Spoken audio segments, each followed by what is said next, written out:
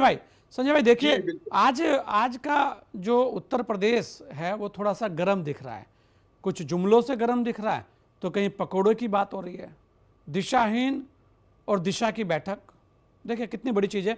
अगर संजय भाई आज सहारनपुर की घटना को आप लें, तो जिस तरीके से इमरान मसूद जी कांग्रेस का एक बड़ा चेहरा, लेकिन उससे पहले सपा का एक बड़ा चेहरा होते थे वो, और कद भी बड़ा है।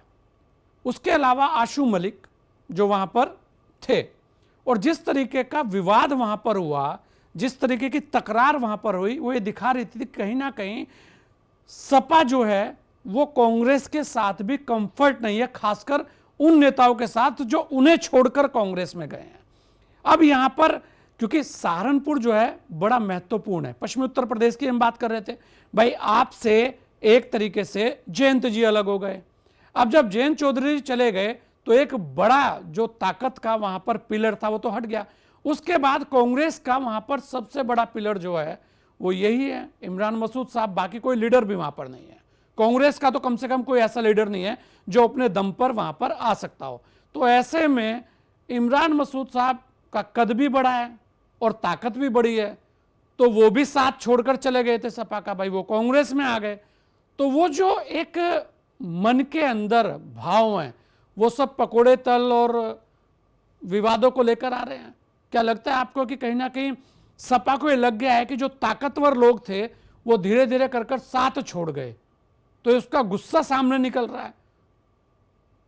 Sanjay sir, good evening and good evening to my fellow friend. देखिए, सिंपल सी बात है। आप जब राजनीति करते हैं और आप कमजोर हैं, बीजेपी के आगे तो कमजोर ही हैं। जब आप कमजोर हैं तो जितने ज्यादा लोगों को अपने साइड जोड़ सकते हैं तो समझिए उतनी आपकी ताकत बढ़ती है। और जोड़ने के लिए आपको बड़ा दिल, उदारवादी और संयम रखने वाला व्यक्तित्व चाहिए। तो जिस तरह की हरकतें मतलब अखिलेश जी कर रहे हैं, मुझे वो राजनीतिक परिपक्वता उसमें उनमें नहीं दिखती। अगर उनको लगता है कि जयंत चौधरी जी छोड़ के चले गए, उसके पीछे महत्वपूर्ण कारण होगा। देखिए, कोई भी राजनीतिक पार्टी तभी तक किसी के साथ रहता है जब तक उसको फायदा हो रहा होता है, चाहे कोई पार्टी हो। और आज के दिन में आपको पता है कि ऐसा वृक्ष है भारतीय जनता पार्टी जिसमें फूल भी बहुत हैं, फल भी बहुत हैं, फायदे भी बहुत हैं। और कहीं ना कहीं इस फायदे का लाभ सबको मिल सकता है। तो भाई जयंत चौधरी राजनीतिक व्यक्ति हैं। उन्होंने राजनीति जो सही समझी उस समय, उनके अपने परिवार के लिए, अपने लोगों के लिए, अपने समाज के लिए, अपने क्षेत्र के लिए, उस हिसाब से उन्होंने डिसीजन लिया। उसमें कोई गलत डिसीजन नहीं है। डिसीजन लेने के बाद भी चाहते तो उनको अपने पक्ष में अखिलेश यादव जी कर सकते हैं, लेकिन जिस तरह की भाषा शैली अखिलेश जी यूज करते हैं अपने मतलब अपोनेंट के लिए, वो भाषा शैली को थोड़ा सा अवॉइड करना चाहिए। देखिए, सिंपल सी बात है, हम उम्र है तकरीबन, कहेंगे हम उम्र ही मानूंगा उनको। और हम उम्र में आपको अपने तरफ लाना है तो मिठास होना बहुत जरूरी होता है। और चाशनी बहुत लगी होनी चाहिए, तभी आपको आदमी आपकी तरफ आके झुकेगा।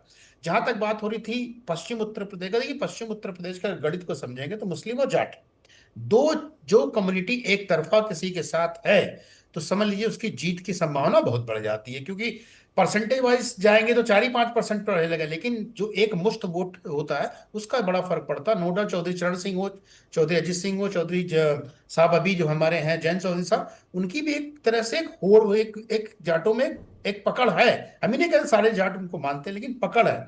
और जिस तरह की अभी घटना सुबह हुई है, उस घटना को देखने के बाद कहीं ना कहीं ये भी दिखने में लग रहा है कि खुली छूट दे रखी है कांग्रेस ने कि भैया ऐसा ना दिखे कि उत्तर प्रदेश के अंदर मुसलमानों के एक तरफा जो राज है, आधिपत्य है, वो समाजवादी के पास है।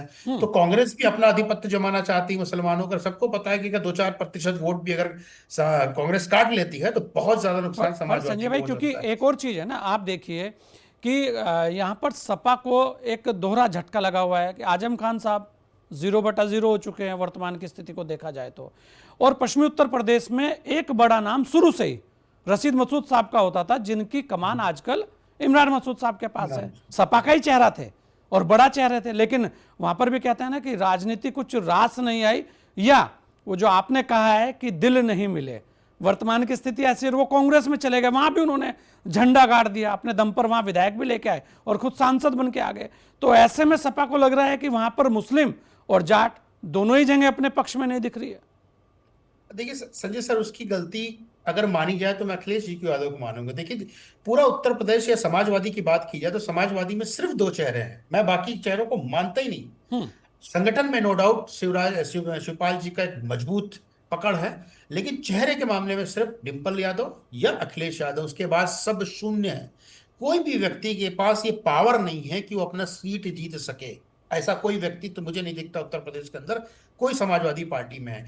समाजवादी पार्टी में समस्या क्या हो गई है, एक तो लोग छोड़ के जा रहे हैं, हम्म। खींच है, प्लस जो बचे हुए उसमें भी डर है कि कहीं इधर से उधर ना चले जाए। जो बनती हुई नैया है, जो बनती हुई मतलब नैया पार लग सकती है, उसमें कहीं ना कहीं प्रॉब्लम ना आ जाए। और देखिए, अभी समझौता हुआ नहीं है, कांग्रेस हो चाहे समाजवादी हो, लेकिन एनडीए का भी आज उन्होंने एक ट्वीट भी किया, इसमें एनडीए के सीट वितरण के बारे में बात कर ली। तो कहीं ना कहीं दिखाता है कि आपको अपने संगठन पे, अपने क्षेत्र पे, जनता पे, जनता के मुद्दों पे और ऐसा नैरेटिव सेट करना चाहिए जो सरकार के विरुद्ध जा रहा है, सरकार से जो नाराज वर्ग है वो आपके तरफ हो। बेसिकली नॉन मुस्लिम की बात कर रहे हैं, मुस्लिम नॉन मुस्लिम में अपर कास्ट की बात कर रहे हैं, दलित आपके साथ नहीं है, तो आप पिछड़े को अपने साथ कैसे इंटैक्ट कर सकते, उस पर इनको स्ट्रेटेजिकल काम करना चाहिए था। उस पर काम न करके कटाक्ष बोलना बड़े नेताओं को, अच्छा कहीं ना संजय भाई, कहीं आपको नहीं लग इनको रहा ये कि जिस नुकसान है। तरीके से अभी बीते दिनों में कांग्रेस ने बढ़त ली है, कहीं ना कहीं जैसा कहा जा रहा था ना कि कांग्रेस एकदम धरातल पर आ गई है, खत्म हो गई है, लेकिन कांग्रेस ने कहीं ना कहीं बढ़त ली है और कांग्रेस आगे दिख रही है। ऐसे में अखिलेश यादव जी और राहुल गांधी की जोड़ी को लेकर बात की जाती है, उत्तर प्रदेश का इतना बड़ा चुनाव है, गठबंधन की बात होती है, और गठबंधन कैसे हो पाएगा अगर नीचे के नेताओं में इस तरीके की खटास रहेगी? क्योंकि तब उस गठबंधन का क्या फायदा होगा? अगर इमरान मसूद जैसे जो बड़े नेता हैं कांग्रेस के वर्तमान में, उनकी साथ इस तरीके की वार्तालाप होगा, तो कहीं ना कहीं ये एक बड़ा संदेश नीचे नहीं जाएगा कार्यकर्ताओं को कि भाई यहां पर तो सब ठीक नहीं है? तो गठबंधन के ऊपर तो सवालिया निशान ऐसे लग जाएंगे। देखिए सर, संजय सर, ये जो गठबंधन होगा वो सिर्फ अपॉर्चुनिटी के लिए होगा और मुस्लिम वोट इंटैक्ट रहे उसके लिए होगा, नंबर वन। नंबर टू, दोनों पार्टियों में मैसेज बहुत क्लियर है ग्राउंड तक कि तुम्हें समाजवादियों को टाइट रखना है, हम्म। और कांग्रेस में मैसेज है कि समाजवादी मैसेज है तुम्हें कांग्रेस को टाइट रखना है। हम्म। तो अपनी अपनी आधिपत्य की लड़ाई है। जो भी गठबंधन होगा वो सिर्फ राजनीतिक गठबंधन होगा कि सत्ता में किसी तरह आ जाए या सत्ता में ना पके, जो हमारा मुस्लिम वोट है वो विघटित ना, अदरवाइज ना इनका मेल कभी था ना कभी मेल हो सकता है। क्योंकि समाजवादी पार्टी की उत्पत्ति या किसी भी रीजनल पार्टी की उत्पत्ति कांग्रेस का वोटर ही था। सारे वोटर इधर आ गए हैं, और कांग्रेस कहीं ना कहीं आज के दिन में पूरे देश में एक मैसेज करने में बहुत कन्वे हो रही है कि वो मुसलमानों की सबसे बड़ी हितैषी पार्टी है। इसमें कोई संकोच नहीं है। हो सकता है 2 चुनाव लगे, हो सकता है 1-2 चुनाव लगे, हो सकता है 29 के पहले ये मैसेजिंग क्लियर हो जाए कि कांग्रेस सबसे बड़ी हितैषी है मुसलमानों के, और मुसलमानों का जो लगाव है टुवर्ड्स कांग्रेस, आप देखिए बड़े बड़े नेता, बड़े बड़े लोगों का झुकाव बढ़ते जा रहा है। और जहां तक आप आजम खान साहब की बात कर रहे थे, संजय सर, मुझे नहीं कभी लगा कि आजम खान साहब जमीनी नेता है। हम्म। कद्दावर नेता थे, बहुत हैनक थी, मतलब समझ सकते हैं एक तरह से डिप्टी चीफ मिनिस्टर समझ सकते हैं, मुलायम सिंह जी के बाद उन्हीं का नाम था। सब लोग सम्मान करते थे। लेकिन जो होता ना एक ड्राइव करने वाला कि मेरे बल पे, जैसे चौधरी साहब की बात कर रहा हूं मैं, जयंत चौधरी हो, अजीत चौधरी साहब हो जाए, चाहे वो चौधरी चरण सिंह जी थे जिनको उन्होंने नहीं देखा, एक होता है कि वो खड़े हो जाए तो जनता उनके पीछे खड़ी हो जाए, बिना सोचे कि ये क्या करेंगे, किसके साथ जाएंगे, नहीं जाएंगे।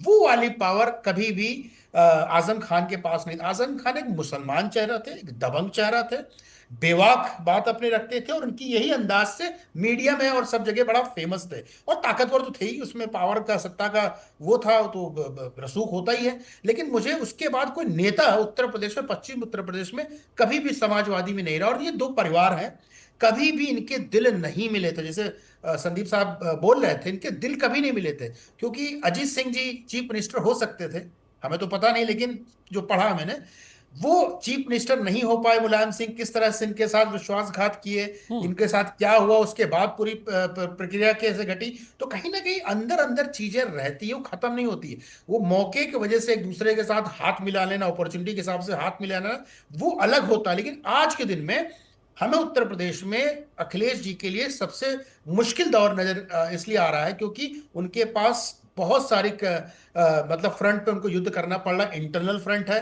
ऑपोजिशन जो छोटी छोटी पार्टियां, जो गठबंधन की बात कर रहा हूं उसमें है, और सारा भारतीय जनता दारोमदार उनके पार्टी एक अपने है। कंधों पर है। वहां हाँ, और पर भारतीय सारा जनता दारोमदार पार्टी, अपने कंधों पर है। हाँ, भारतीय जनता पार्टी एक प्रतिद्वंदी है, और दूसरे योगी आदित्यनाथ है जो सबसे बड़ा चेहरा है। तो और प्लस मोदी जी, प्लस अमित शाह, बहुत सारे प्लस प्लस हैं। तो उनके साथ ये बहुत बड़ी समस्या, और उनके पास इस समय स्ट्रेटजी करवाने वाला नहीं है, कोई कंधा संभालने वाला नहीं है। आगे चेहरा ये है तो पीछे से पार्टी को संभालने वाला कोई नहीं है। शिवपाल जी एक संगठन बना सकते हैं, लेकिन उनके पास भी अभी वो ताकत नहीं रही। हो सकता है कई लोगों ने उनको साइडलाइन कर दिया गया है, लेकिन वो समाजवादी पार्टी में जो ताकत थी वो कमी नजर आ रही है। इसकी खींच कहीं ना कहीं अखिलेश यादव जी के चेहरे पे, उनकी बाड़ी में, उनके बात करने का तरीका, चाहे पत्रकार हो चाहे प्रतिद्वंदी हो, जो भी है, उनकी बातों से नजर आता है हार की खींच उनके चेहरे पे, नहीं, उनकी बिल्कुल। और भाषा में समय बड़ा तनाव बिल्कुल वाला दिख है, रहा है। क्योंकि चुनाव बड़ा महत्वपूर्ण है।